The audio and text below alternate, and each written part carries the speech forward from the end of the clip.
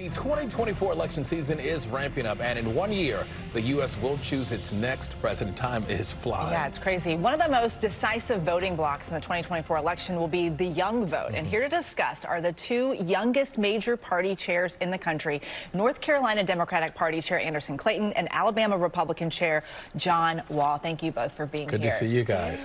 Great to be on the show. Anderson, I'd like to start with you. What do you believe are the biggest issues for young Democrats, the ones that they care about the most going into the 2024 election?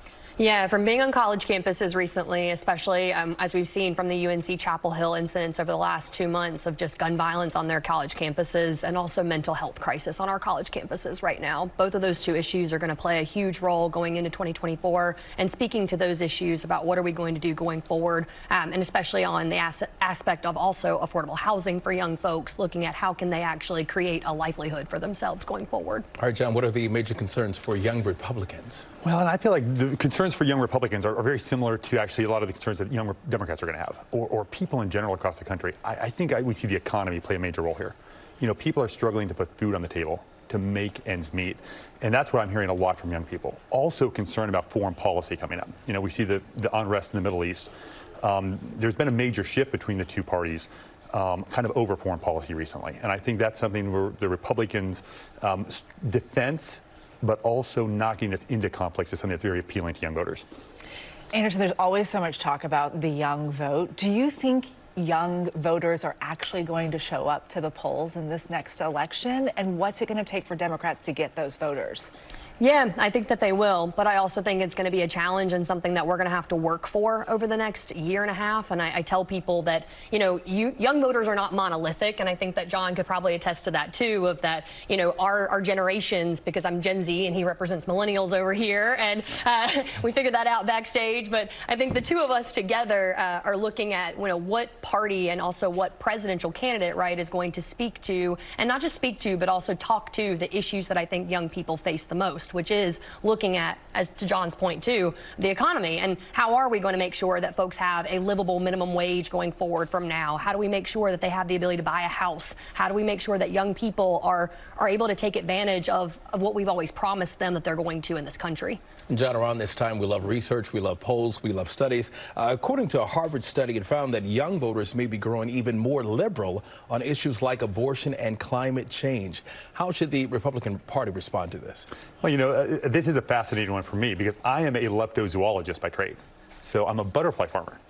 I raise butterflies for zoos and exhibits around the country.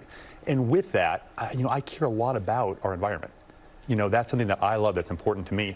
And so I think better communication from the Republican Party, that the Republican Party does care about conservation. We do care about the environment, and we want to help things be better for the people of America and also for our climate in general. You know, this is not a thing that needs to be one party versus the other.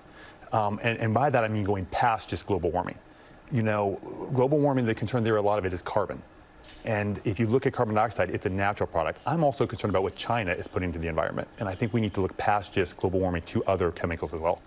So, you know, with abortion, it's an interesting trend because I think what we can all agree on, and we should always look for consensus where we can agree, is that abortion is a tragedy. You know, whether you're a liberal or a conservative. You know, abortion is a tragedy, and it's something that no one wants to be put in that position.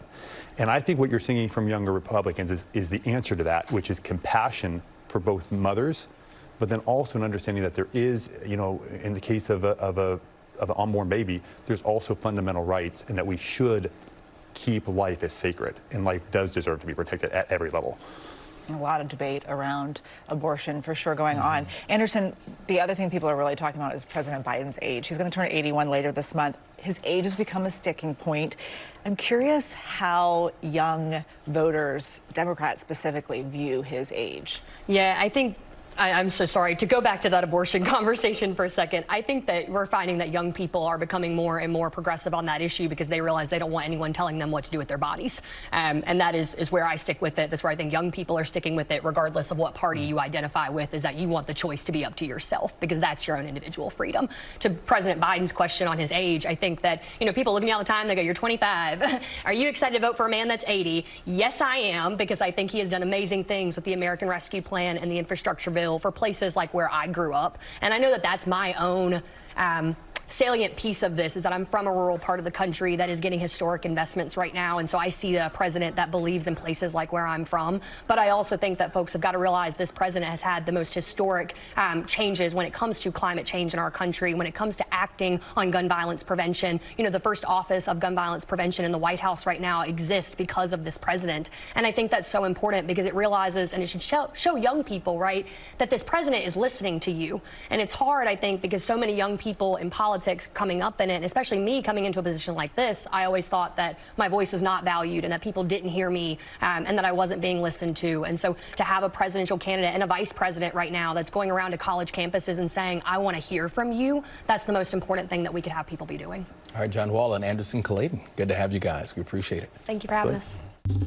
Well, hey there, GMA fans. Robin Roberts here. Thanks for checking out our YouTube channel. Lots of great stuff here. So go on, click the subscribe button right over here to get more of awesome videos and content from GMA every day, anytime. We thank you for watching, and we'll see you in the morning on GMA.